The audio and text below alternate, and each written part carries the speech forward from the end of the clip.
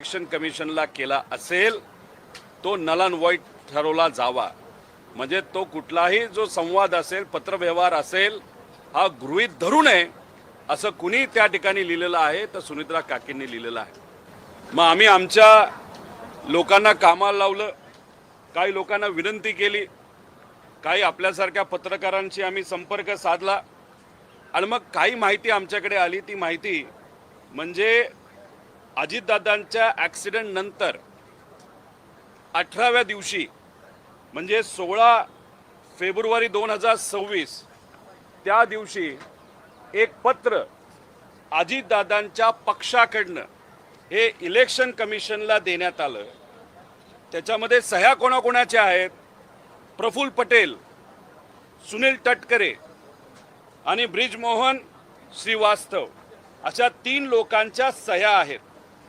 आणि त्या सह्या कशावर त्यांनी केलेल्या आहेत? एक तर त्यांनी खोटं सांगितलं की त्यांचे जे कॉन्स्टिट्यूशन आहे, एक प्रत्येक पक्षाचं कॉन्स्टिट्यूशन असतं, हे बदलण्यात आलेलं आहे आणि त्याच्यामध्ये जे कार्य अध्यक्ष असतील, नॅशनल वर्किंग प्रेसिडेंट, यांना पक्षाचे पूर्ण अधिकार त्या ठिकाणी दिले जातील। म्हणजे अजितदादांना जाऊन फक्त 18 दिवस झाले होते आणि 16 फेब्रुवारीला हे पत्र इलेक्शन कमिशनला सुनित्रा काकींना न सांगता, पार्थला न सांगता, बाकी आमदारांना विश्वासात न घेता हे या 3 नेत्यांनी, खास करून प्रफुल्ल पटेल आणि सुनील तटकरेंनी ही ताकद त्या पक्षाची आणि पूर्ण अधिकार जे अजितदादांकडे होते ते पूर्ण अधिकार हे प्रफुल्ल पटेलांना या पत्राच्या माध्यमातून त्या ठिकाणी दिलं गेलं।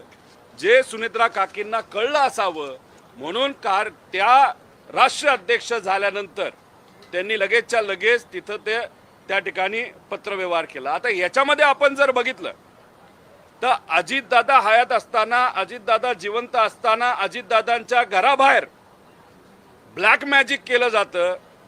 कदाचित नाशिकचाच जो भोंदू बाबा आहे त्या माध्यमातून दादांच्या घराबाहेर तिथं काळी जादू करण्याचा प्रयत्न, नाही तर पूजा करण्याचा प्रयत्न त्या ठिकाणी होतो। मग ती काळी जादू नाही तर तो जो काय पूजा आहे त्याच्या मागे करण्याचं कारण म्हणजे पक्षावर कंट्रोल यावा, असं काय होतं का? त्यानंतर 28 तारखेला दुर्दैवी अजितदादांचा ॲक्सिडेंट झाला का घातपात झाला याची चर्चा आणि ते आम्ही सर्वजण शोधतच आहोत। पण योगायोग बघा, दुसऱ्या दिवशी म्हणजे 2 दिवसात पियुष गोयल साहेबांचं स्टेटमेंट येतं। काय स्टेटमेंट येतं? की प्रफुल्ल पटेल हे अजितदादा पक्षाचे राष्ट्रीय अध्यक्ष झालेत। ठीक आहे, त्यानंतर ते बोलले की मी चुकून बोललो, पण क्रमवारी बघितलं तर कुठंतरी असं दिसतंय प्रफुल्ल पटेल, सुनील तटकरे आणि काही मोठे इतर पक्षाचे नेत्यांमध्ये कदाचित ह्या सगळ्या गोष्टी आधीच ठरल्या होत्या। आणि मग या आधीच सगळ्या गोष्टी ठरल्या होत्या, आधीच जर ठरलं होतं की पक्षाचा कंट्रोल घ्यायचा, तर मग जेव्हा अजितदादांची अंतविधी होत होती तेव्हा प्रफुल्ल पटेल आणि सुनील तटकरे तिथे आले। काय हेतून तिथे आले होते? त्याच्या मागे 27 तारखेच्या बैठकीचा पण काय हेतू होता? का डिले केलं गेलं? हे कुठं ना कुठंतरी त्या ठिकाणी तपास केला गेला पाहिजे असं आमचं त्या ठिकाणी मत आहे। त्यामुळे हे सगळे डॉक्युमेंट सोशल मीडियाच्या माध्यमातून मी आपल्यापर्यंत आणेलच, पण हे कुठेतरी सिद्ध होतं की प्रफुल्ल पटेल आणि सुनील तटकरेंना पक्षाचा ताबा घ्यायचा होता। कारण का अजितदादा हयात असताना जे फालतू खर्च होते, नरेश अरोरावरचा खर्च असेल, इतरही काय खर्च असतील, काही गोष्टी पार्टीमध्ये चुकीच्या पद्धतीने होत होत्या, काही लोकांचं कर्तृत्व नसताना सुद्धा त्यांना मोठी मोठी पदं पक्षामध्ये दिली होती आणि मग दादा कार्यकर्त्यांचं, आमदारांचं ऐकत होते। पण ह्या लोकांचं ऐकत नसल्यामुळे मग ह्या लोकांनाच कुठेतरी असं पाहिजे होतं का की अख्खी पार्टी आपल्या कंट्रोलमध्ये त्या ठिकाणी यावी आणि मग अजितदादांचा ॲक्सिडेंट होणं, पार्टीचा कंट्रोल करण्याचा प्रयत्न त्या ठिकाणी करणं। सुनित्रा काकींना हे सगळं कळणं। आता सुनित्रा काकींना मला एवढंच त्या ठिकाणी सांगायचं की राजकारण लय वंगाळ झालेलं आहे। अवतीभोवती जी कोणी लोक आहेत त्यांच्याबद्दलची काळजी आपल्याला घ्यावी लागेल। कार्यकर्ता, पदाधिकारी, आमदार हे आपल्या सर्वांसाठी महत्त्वाचं आहे। आणि मला जे कळतंय अधिवेशनामध्ये दादांच्या ऍक्सिडेंट बद्दल एक दोन आमदार सोडले तर कुठलाही आमदार तिथं बोलला नाही, कारण सुनील तटकरे आणि प्रफुल्ल पटेल यांनी सांगितलं होतं की अजिबात दादांच्या ऍक्सिडेंट बद्दल त्या ठिकाणी तिथं बोलायचं नाही. जय पवार सुद्धा प्रेस कॉन्फरन्स घेणार होते, ती प्रेस कॉन्फरन्स का नाही झाली? जय लढणारा आहे, शेवटी पवार आहे, मराठी माणूस आहे, पण मग त्याचा आवाज दाबण्याचा कुणी प्रयत्न करतंय का? ती प्रेस कॉन्फरन्स का होत नाही? ह्या सगळ्या गोष्टीकडे बघितल्यानंतर आमचं मत आहे की कुठंतरी हा कट आधीच रचला गेला होता का? त्यानंतर पार्टीवर कंट्रोल करण्याचा हा कुठला तरी हेतू काही लोकांचा होता का? आणि मग दादांचा ऍक्सिडेंट, मग ह्याच्यात म्हणून आम्ही सातत्याने म्हणतोय की क्रिमिनल इन्व्हेस्टिगेशन त्या ठिकाणी व्हावं, आणि क्रिमिनल इन्व्हेस्टिगेशन व्हावं यासाठी FIR होणं महत्वाचं आहे. जो FIR काल बँगलोरला कर्नाटकामध्ये झाला, आणि तो कालच आपण जर बघितलं तर हा इथं आता DGP महाराष्ट्राकडे ट्रान्सफर करण्यात आलेला आहे. आणि शेवटची जर आपण त्या ठिकाणी हे बघितलं त्याच्यामध्ये तिथं सांगण्यात आलेलं आहे की हे सगळं आपल्याकडे आलेलं आहे, आता आपण त्याच्यावर त्या ठिकाणी कारवाई करा. म्हणजे कर्नाटकाच्या पोलिसांकडे आता हा तपास राहिलेला नाही, हा तपास आलेला आहे महाराष्ट्र पोलिसांकडे. आता महाराष्ट्र होम मंत्रालय, पोलीस या बाबतीत काय निर्णय घेतात हे या ठिकाणी आपल्याला बघावं लागेल. पण याच्या मागे, दादांच्या घातपातच्या मागे, नाही तर ऍक्सिडेंटच्या पाठीमागे काय रणनीती होती, काय कट कारस्थान त्या ठिकाणी झालं होतं आणि कुणी रचलं होतं हे बघायचं असेल तर क्रिमिनल इन्व्हेस्टिगेशन होणं हे महत्वाचं आहे, असं आमचं सगळ्यांचं मत आहे. 26 फेब्रुवारीचं तुम्ही जे पत्र म्हणताय त्यात काय नेमकं म्हटलंय? कॉन्स्टिट्यूशन मध्ये बदल झालाय पक्षाच्या असं तुम्ही म्हटलंय, पण इतर काय बाबी आहेत? त्याच्यामध्ये बऱ्याच बाबी आहेत, पण त्यात असं सांगण्यात आलेलं आहे की the national president shall preside over the national convention and his her absence the national working president shall preside. म्हणजे नॅशनल वर्किंग प्रेसिडेंटला सगळी ताकद मिळली जाईल जेव्हा तिथं राष्ट्रीय अध्यक्ष नसेल. मग कोण आहे वर्किंग प्रेसिडेंट? प्रफुल्ल पटेल आहेत. मग पूर्ण ताकद कोणाला पाहिजे होती? प्रफुल्ल पटेलांना पाहिजे होती. हेच तर आम्ही सातत्याने त्या ठिकाणी सांगत होतो. त्यामुळे 13 दिवस सुद्धा झाले नव्हते, एकच पॉलिटिकल स्टेटमेंट मी त्या ठिकाणी केलं होतं. आम्ही म्हणालो होतो की त्या पक्षाचे राष्ट्रीय अध्यक्ष ह्या सुनीत्रा काकीच झाल्या पाहिजे, आणि महाराष्ट्राचं उपमुख्यमंत्री पद सुद्धा त्यांनाच त्या ठिकाणी मिळालं पाहिजे, आणि सगळे कॅबिनेट मंत्रीपद जे अजितदादांकडे होते ते सुनीत्रा काकींकडे गेले पाहिजे, असं आमचं सगळ्यांचं मागणं होतं. ठीक आहे, फायनान्स आत्ता मिळालं नसेल, पण आता हे अधिवेशन झाल्यानंतर फायनान्स त्यांना मिळेल असं आम्हाला कळतंय. याच्यासाठीच आम्ही मागणी केली होती, कारण या लोकांवर दादांचा ज्याच्यावर विश्वास नव्हता, प्रफुल्ल पटेल आणि सुनील तटकरे यांच्यावर आमचा सुद्धा त्या ठिकाणी विश्वास नव्हता, आणि म्हणूनच तिथं ते स्टेटमेंट आम्ही केलं. आणि आमदारांनी प्रेशर टाकलं, त्याच्याच बरोबर 35 आमदारांनी प्रेशर टाकलं. बाकीचे कुणी लिहिलं नसेल ती वेगळी गोष्ट आहे. त्यानंतर काही पदाधिकाऱ्यांनी प्रेशर टाकलं, म्हणून काकी ह्या राष्ट्रीय अध्यक्ष झाल्यात, म्हणून काकी ह्या उपमुख्यमंत्री झाल्यात. आणि नक्कीच उपमुख्यमंत्री होण्यामध्ये CM साहेबांचा नक्कीच मोठा वाटा आहे, आणि वरून केंद्रीय जे भाजपचे मोठे नेते त्यांचाही त्याच्यामध्ये वाटा आहे. पण राष्ट्रीय अध्यक्ष होण्यामागे फक्त कोणाचा वाटा असेल तर काही 35 आमदार आणि पदाधिकारी, ह्या लोकांना जे करायचं होतं, पक्षाचा कंट्रोल जो घ्यायचा होता, तो मात्र त्या ठिकाणी त्यांना तिथं घेतला आला नाही. जय पवार यांची पत्रकार परिषद दाबली गेली असं वाटतंय तुम्हाला? जय पवार करताय की 16 फेब्रुवारीला हे पत्र आहे, पण त्यापूर्वी सुद्धा असा प्रयत्न झालेला होता का? कारण तुम्ही एकूणच अजितदादांचा अपघात हे सगळं षडयंत्र होतं असा तुमचा आरोप आहे, तर हे पत्र लिहिणं हे सुद्धा पूर्वनियोजित होतं का? हेच तर मी तुम्हाला सांगतोय. 28 तारखेला अपघात होणं, 28च्या आधी ब्लॅक मॅजिकची पूजा होणं, तंत्रमंत्राच्या पूजा त्या ठिकाणी घराबाहेर होणं, 28 तारखेला ॲक्सिडेंट होणं, 2 दिवसातच पियुष गोयल साहेब तिथं बोलून जातात की आता राष्ट्रीय अध्यक्ष हे प्रफुल्ल पटेल त्या ठिकाणी झालेले आहेत. म्हणजे कुठं ना कुठंतरी हे आधीच सेटिंग झालं होतं का? आधीच बैठक झाली होती का? आधीच चर्चा झाली होती का? आणि मग तिथं येऊन डोळ्यात पाणी जे आणलं गेलं ते खोटं होतं का?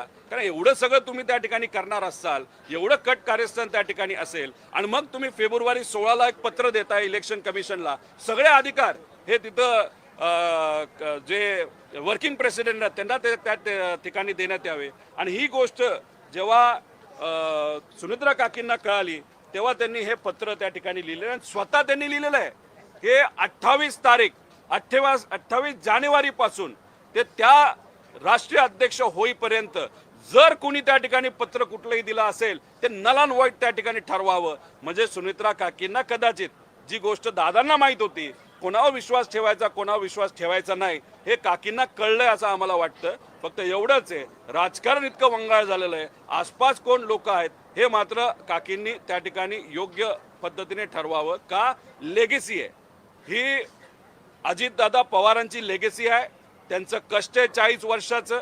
आणि याच्यासाठीच कुठं ना कुठं तरी त्या ठिकाणी आम्ही हा मुद्दा, हा आमच्या पक्षाचा नसला पण शेवटी अजितदादांचा मुद्दा आहे, त्यामुळे अजितदादांचे कष्ट वाया जाऊ नये एवढंच या ठिकाणी या प्रेस कॉन्फरन्सच्या माध्यमातून आणि हे कागद मी जे पुढे आणलेले आहेत त्याच्या माध्यमातून या ठिकाणी मला सांगायचं.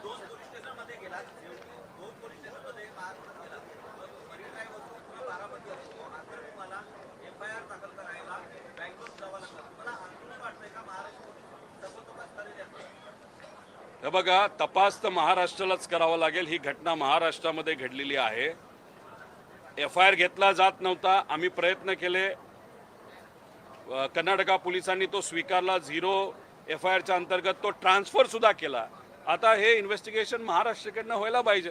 आता CID तर इन्व्हेस्टिगेशन करते, CBI कधी करणार आहे हे आम्हाला तरी माहीत नाही, कारण अजितदादाच्या पक्षाला 2दा स्मरणपत्र त्या ठिकाणी द्यावं लागलं.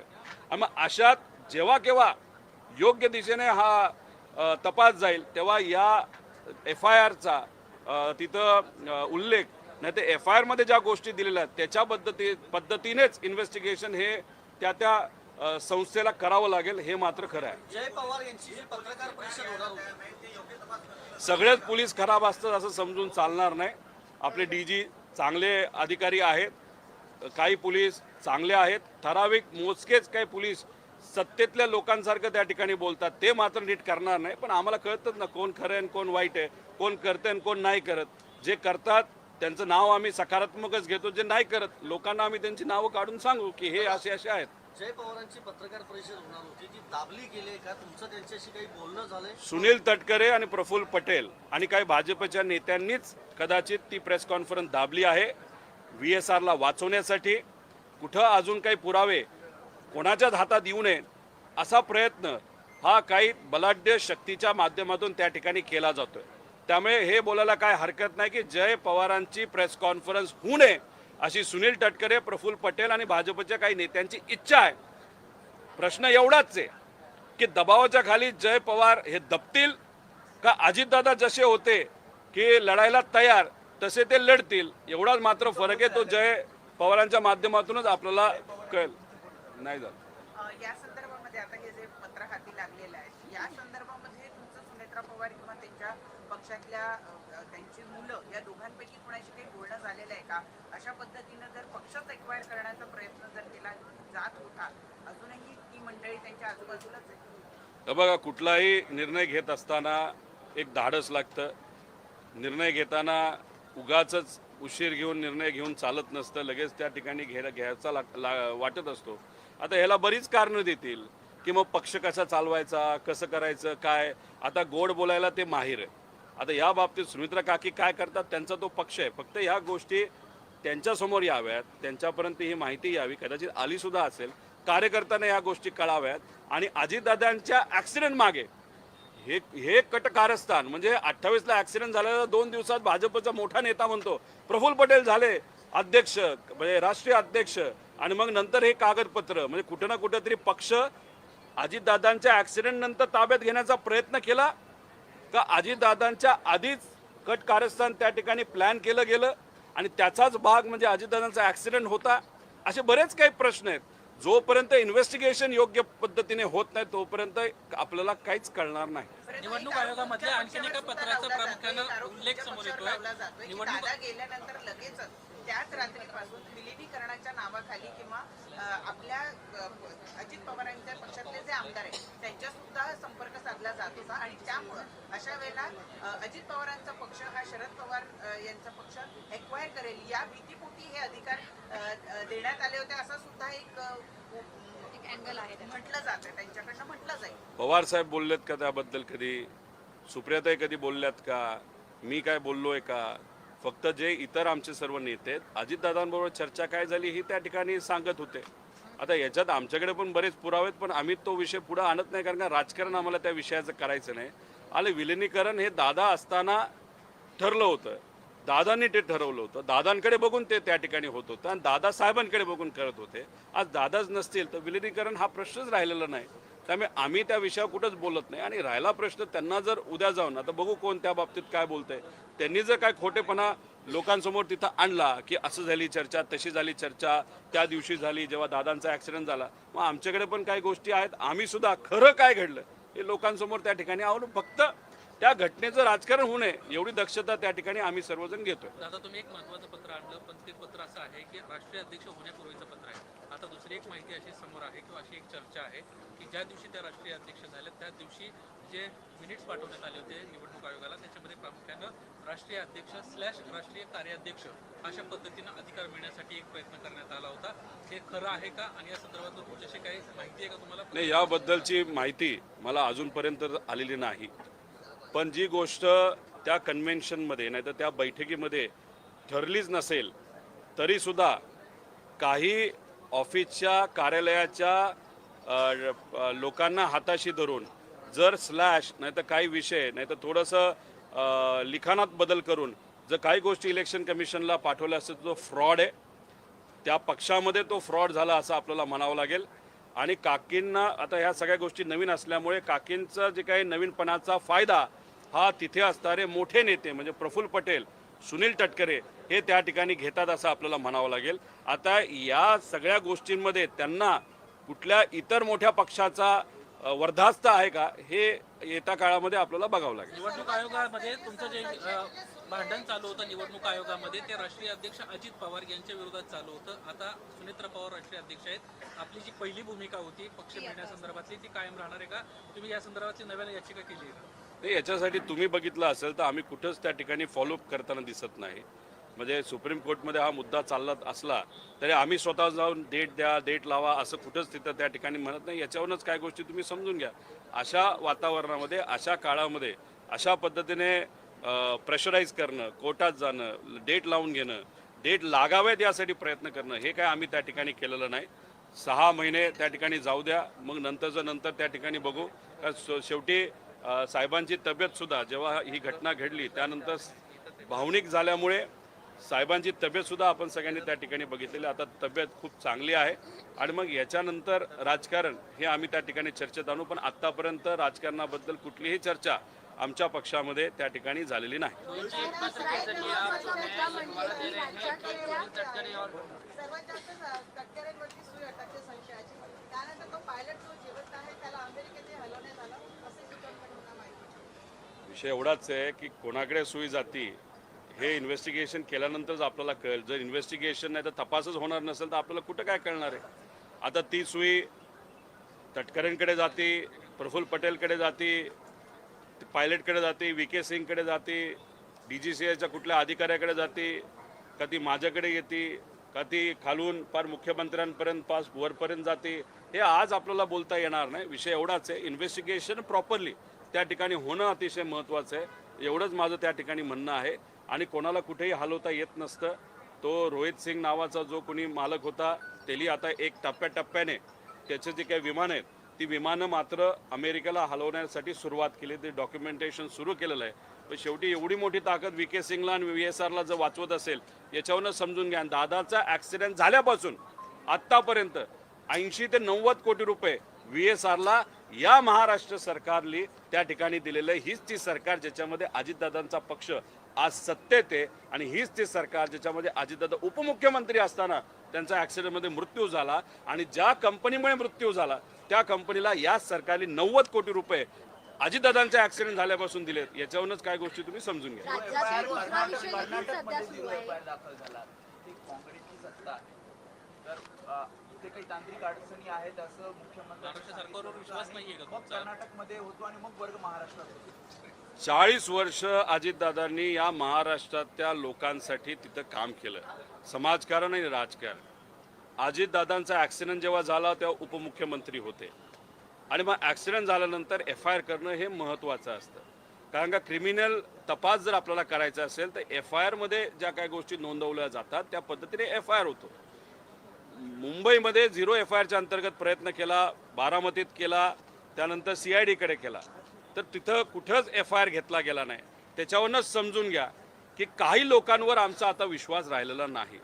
पण शेवटी आता आम्हाला कर्नाटकात जावं लागलं. त्याचं कारण असं की तिथे काही महिन्यांपूर्वी जेव्हा गवई साहेब या सुप्रीम कोर्टचे प्रमुख असताना त्यांच्यावर जेव्हा एका चिरकुट व्यक्तीने तिथं बूट फेकला होता, महाराष्ट्रामध्ये वातावरण तापलं होतं, तेव्हा अमरावती, पुणे, नागपूर, त्याच्याचबरोबर कोल्हापूर या बऱ्याच भागात 0 FIR करण्याचा प्रयत्न केला होता त्या चिरकुट माणसाच्या विरोधात, ज्याने एवढ्या मोठ्या महान व्यक्ती म्हणजे जो एकदम कष्टातून मोठा होता, महाराष्ट्राचा स्वाभिमान गवई साहेबांवर बूट फेकला, अशा त्या जली फेकला त्याच्यावर तो FIR करण्याचा प्रयत्न केला. पण महाराष्ट्रात तो झाला नाही. झाला कुठं तर तो कर्नाटकात झाला. त्यामुळे राहुल गांधीजींना मी जेव्हा त्या ठिकाणी भेटलो होतो त्यांनी कुठंच काही म्हणजे सगळा विषय समजून घेतला. फक्त त्यांनी एक स्टेटमेंट त्या ठिकाणी केलं की जिथं तुला न्याय मिळू शकतो अशा राज्यात तू प्रयत्न का करत नाही.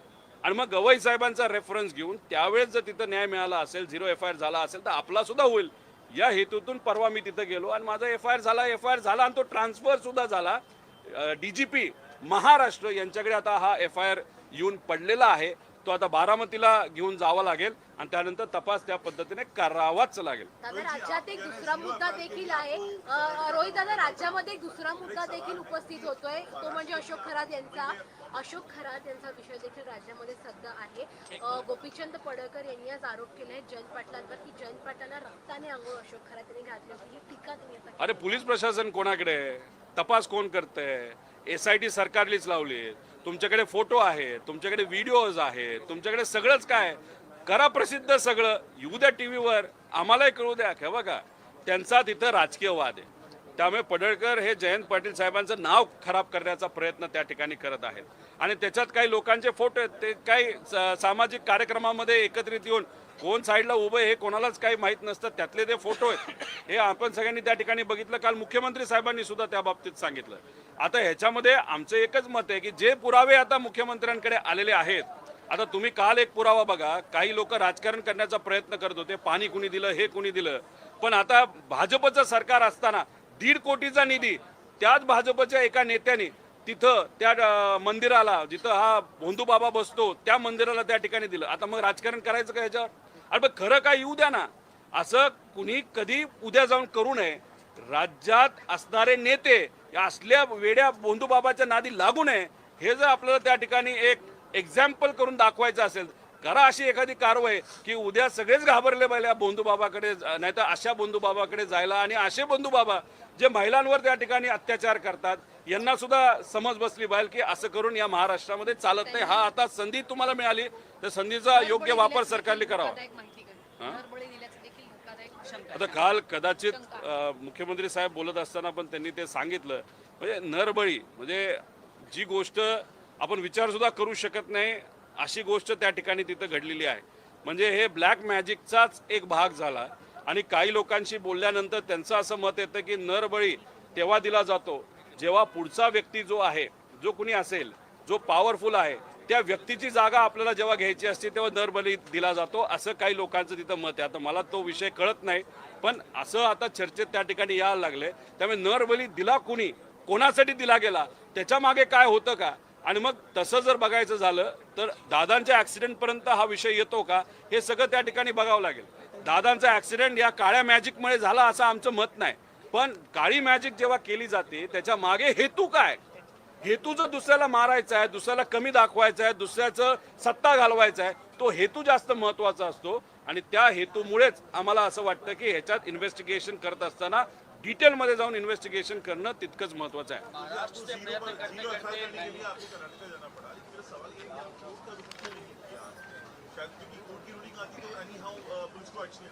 देखो, न्याय व्यवस्था पे हमारा विश्वास है. हम कोर्ट भी जा सकते थे, कोर्ट जाने के बाद हमको 100% न्याय मिलने वाला था, लेकिन कोर्ट ने वो न्याय दिया.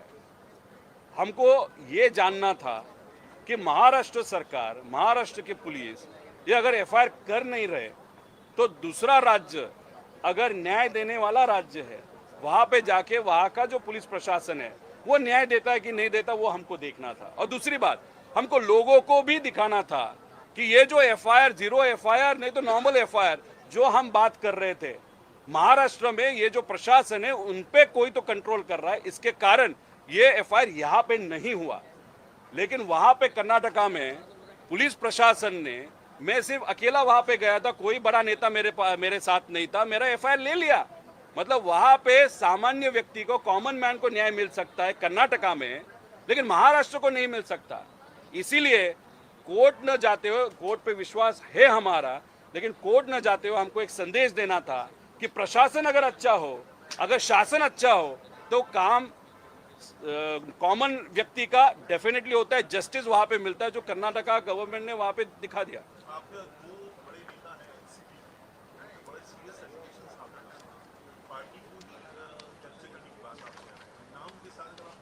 पत्र का हवाला दिया है। देखो, ये जो पत्र है, ये पत्र सुनेत्रा काकी का है। उन्होंने ये पत्र कब लिखा? जब वो उनके पार्टी के राष्ट्रीय अध्यक्ष बने। कब बने? 8 तारीख को बने। ये पत्र कब का है? 10 मार्च का पत्र है। अभी वहां पे अगर आप देखो तो यहाँ पे एक लाइन उन्होंने लिखी है, उस लाइन में उन्होंने लिखा है 28 जनवरी, मतलब दादा का एक्सीडेंट जब हुआ उस दिन से आज तक अगर किसी भी व्यक्ति ने इलेक्शन कमीशन को कोई भी पत्र वहां पे दिया होगा, वो नल एंड वॉइड कंसिडर किया जाए। वो खुद उन्होंने ही लिखा। अभी हमने थोड़ा सा रिसर्च करने के बाद कौन सा वो पत्र है, तो 16 फरवरी को ये यहाँ पे जो पत्र है, ये पत्र सुनील तटकरे, प्रफुल्ल पटेल और कोई ब्रिजमोहन मोहन श्रीवास्तव, उन्होंने ये पत्र इलेक्शन कमीशन को दिया है। और वहां पे जो वर्किंग प्रेसिडेंट है, जो प्रफुल्ल पटेल है, उनको पूरे अधिकार वहां पे दिए जाए, ऐसे वहां पे उन्होंने बोला है। और बोलते वक्त उन्होंने बोला कॉन्स्टिट्यूशन में चेंज हुआ है, जो नहीं हुआ था। मतलब कुछ तो गलत इंफॉर्मेशन देते हुए पावर लेने की कोशिश प्रफुल्ल पटेल और सुनील तटकरे ने वहां पे की थी। और सबसे इंपॉर्टेंट बात क्या है, देखो कि जब अजीत दादा का एक्सीडेंट हुआ था 28 जनवरी को हुआ था, और शायद 1 तारीख के आसपास या 30 तारीख के आसपास गोयल साहब ने, जो भाजपा के बहुत बड़े नेता है, उन्होंने बोला था प्रफुल्ल पटेल ये राष्ट्रीय अध्यक्ष अजीत दादा पक्ष के हो गए। तो अभी अगर ये 2 दिन में ये स्टेटमेंट आता है और वहां पे अगर आप देखो तो इसके बाद एक प्रयत्न होता है वहां पे कंट्रोल करने का, तो कहा ना कहा तो भी कॉन्स्पिरेसी है क्या? साथ में बैठते हुए कुछ प्लान किया था क्या? दादा का एक्सीडेंट उस प्लान का एक हिस्सा है क्या? ये जो प्रफुल्ल पटेल और सुनील तटकरे जो अभी पार्टी पे कंट्रोल लेने की वहां पे कोशिश कर रहे हैं, तो ये सुनेत्रा काकी को मालूम था, इसलिए उन्होंने पत्र निकाला। अभी आगे क्या होगा, कैसे होगा, देखा जाएगा। क्योंकि दादा जब थे तब सुनील तटकरे और प्रफुल्ल पटेल, उनका जो स्टाइल था वो नरेश अरोरा को ताकत देने का, खर्चा वहां पे करने का, ये करने का, वो करने का। कोई ऐसे पदाधिकारी है जो कुछ काम नहीं करते, शायद बोधू बाबा के साथ ही ज्यादा पूजा करते होंगे, उनको वहां पे रखना है कि नहीं रखना, ऐसी बहुत सारी चर्चा थी जो दादा प्रफुल्ल पटेल और सुनील तटकरे के खिलाफ थे। अभी वही प्रफुल्ल पटेल और सुनील तटकरे दादा के बाद पार्टी को कंट्रोल में लेने की कोशिश की। उसी के साथ दादा जब जिंदा थे उनके घर के बाहर ब्लैक मैजिक वहां पे किया था। अभी ब्लैक मैजिक पे हमारा विश्वास नहीं, लेकिन उसके पीछे जो इंटेंट है दैट इज ऑल्सो इम्पोर्टेंट। और नासिक का जो भोंदू बाबा पकड़ा, सुनील तटकरे जी और उनके पार्टी के जो प्रमुख अलग नेता है उनका और वो भोंदू बाबा का बहुत पास वाले संबंध वहां पे थे। तो अभी ये सब देखने के बाद इसलिए हमारा कहना है कि इन्वेस्टिगेशन करते वक्त डिटेल इन्वेस्टिगेशन करने की जरूरत है और इस पेपर को भी उस इन्वेस्टिगेशन का भाग किया जाए। आप जिन 2 लोगों का नाम ले रहे हैं, आज भी वो 2 लोग सुनेत्रा जी के इर्द गिर्द हैं। इस मुद्दे को लेकर आप बातचीत हुई, क्या आपने उन्हें आगाह किया है? देखो, अभी सुनेत्रा काकी राजनीति में है, राजनीति में काम करते वक्त अभी उनको केयरफुल रहने की जरूरत है। जो लोग दादा के खिलाफ थे या दादा उनके खिलाफ हुए थे, उसके बाद ही दादा ने निर्णय लिया था कि अभी ये सबको बाजू को रख के पार्टी को 2 पक्ष साथ में आना चाहिए। उसके कारण भी कुछ तो रीजनिंग होगा। अभी काकी ने निर्णय लेना है कि किसको साथ में रखना है, किसको साथ में नहीं रखना। हमारा ड्यूटी जो था, क्योंकि दादा ने ये जो पार्टी बनाया बहुत कष्ट से वहाँ पे बनाया है और उन्होंने इस पार्टी को बहुत आगे लेके वहाँ पे गए थे। अनफॉर्चुनेटली उनकी डेथ वहाँ पे हुई और उसके बाद जिस तरीके से पार्टी को कंट्रोल करने की कोशिश हो रही, ये इसके बारे में काकी को वहाँ पे पता रहना चाहिए, यही बात यहाँ पे हम कहेंगे।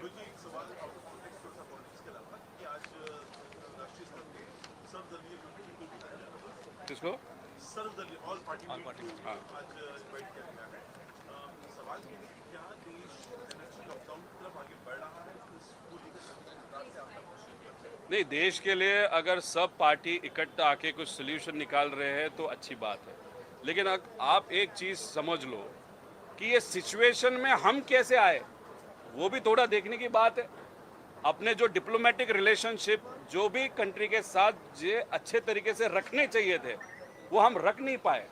हमने यूएस को मतलब अमेरिका को ज़्यादा इम्पोर्टेंस वहाँ पे दिया, और अमेरिका को इम्पोर्टेंस ज़्यादा देने के कारण हमने जो आसपास के जो देश थे जिसमें ईरान भी वहाँ पे आता है उसके साथ हमने रिलेशनशिप खराब कर दिया, और वो रिलेशनशिप या डिप्लोमेटिक रिलेशनशिप प्रॉपर न रखने के कारण आज जो गरीब है, जो छोटा मोटा बिजनेस वहाँ पे कर रहा है, जिसका गैस से रिलेटेड है, अभी आगे जाके पेट्रोल का शॉर्टेज आने वाला है, डीजल का शॉर्टेज वहाँ पे आने वाला है, गैस का तो ऑलरेडी शॉर्टेज है और ये सिर्फ शुरुआत है, बहुत बड़ा वहाँ पे शॉर्टेज आने वाला है। गलती तो सरकार से हुई है, लेकिन लोगों के हित के लिए सब पक्ष साथ में आके अगर कोई सोल्यूशन वहाँ पे निकाल रहे तो वो स्वागत करने की बात है। Thank you.